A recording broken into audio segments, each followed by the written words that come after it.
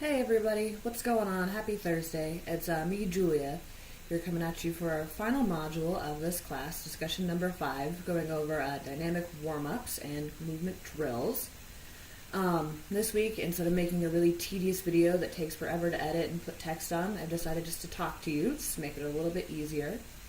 And kind of in the vein of making things easier, I've been a yoga teacher for about 4 years now, and so I decided just to put together a nice, simple, not all levels, but suitable for most levels of athletic ability, warm-up yoga flow.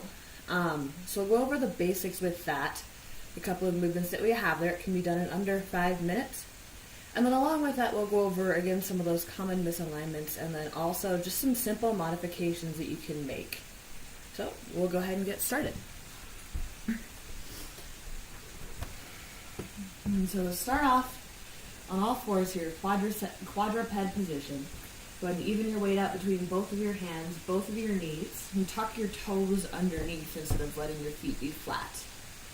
And find a nice kind of neutral spine here so you can play around with overarching a little too much lordosis and then overarching going the other way, and then find a nice neutral. You pull your belly button in up to your spine to engage through your core.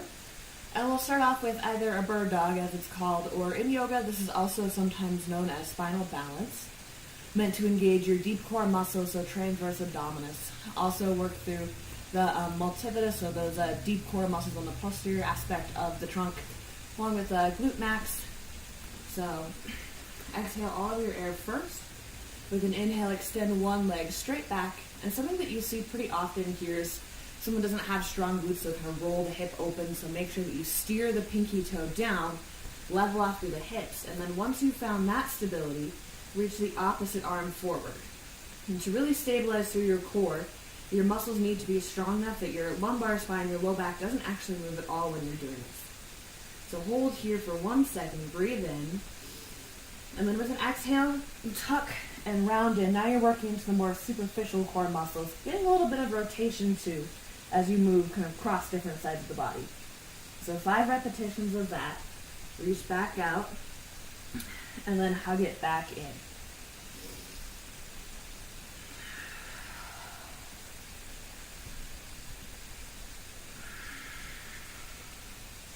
And reach forward again after that last repetition.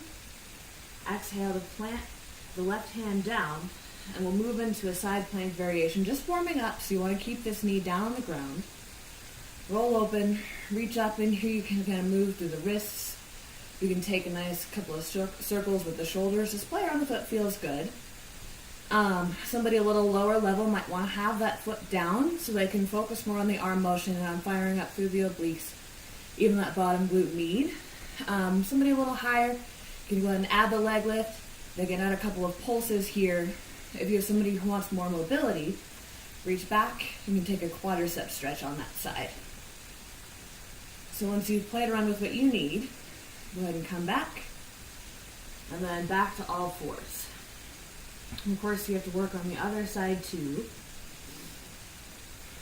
So go ahead and go through that. We'll go through the entire flow at the end, just so you can see it all go together. Once you've balanced out on both sides, we'll add in a little more core activation. So what you're going to do is really kind of pop the toes underneath and just lift up the knees just a tiny bit to hover. It's probably a little bit dark to see, but I am hovering about 2 to 3 inches up off the ground. You can really feel this through the quadriceps, through the core muscles. Hold that. And then after about 20 seconds, come on up to a high plank position, so top of a push-up. Something that you'll see pretty commonly here is the hips up. You're not working the core as much, or the hips will be a little bit lower, so that's going to put a lot of stress on the low back. So really cinch your belly in and pull your hip tips up toward your ribs. Also pretty common is to have somebody put a lot of weight into their wrists, so have them roll forward into their knuckles as well. Alternatively, if somebody is having trouble with their wrists, fist it, and then it'll bring your wrists nice and neutral. And from here, after you've held for again about 20-30 seconds, you're going to press back to a downward facing dog. So lift the hips up and then really feel the strength of the shoulders here to press your chest toward your thighs. With this, you get a really nice stretch to the back of the legs, the hamstrings, the calves, so you can always play around a little bit, bring one heel down and then the other.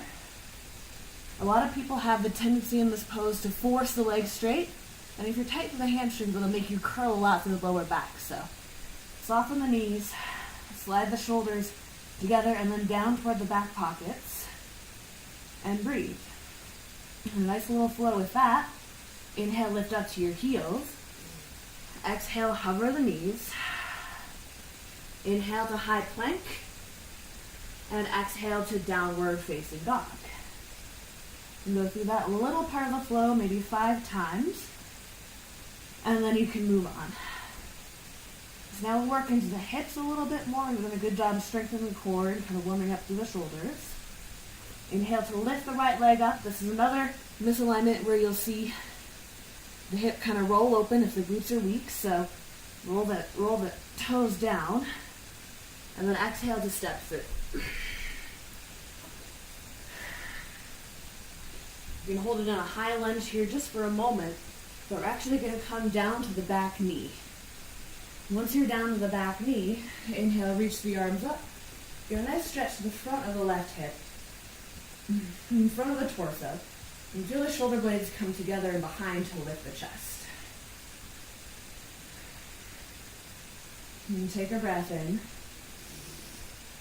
And exhale, just to a little back bend, so almost like a lat pull. You can feel the elbows move down, tip forward slightly. Again, a little more activation for the posterior chain and a little more opening for the front line of the body. Inhale to lift back up. And then exhale, take it down to a half split. So sit the hips back. You don't have to go all the way back to the back heel, but as long as you can feel that nice stretch again through the back of the leg, that's what you're looking for. You have the option to deepen the stretch by pulling the toes up, dorsiflexing through the ankle. You can even point the toes, play around with it a little bit. You can ease in and out like so.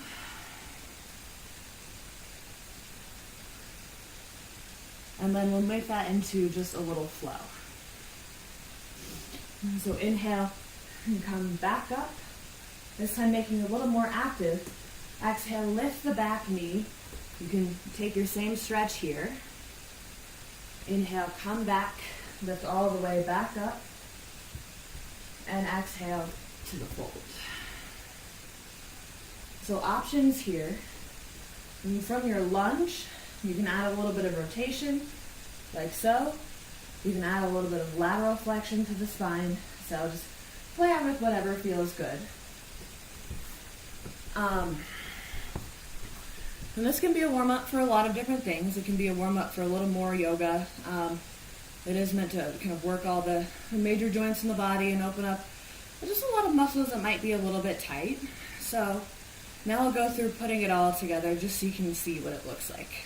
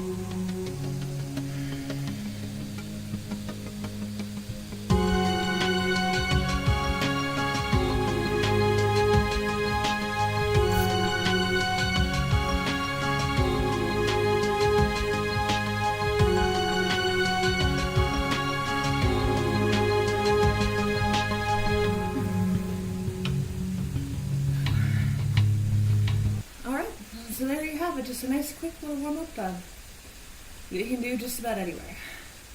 If you have questions, or you're curious about more variations, anything like that, just let me know in the comments.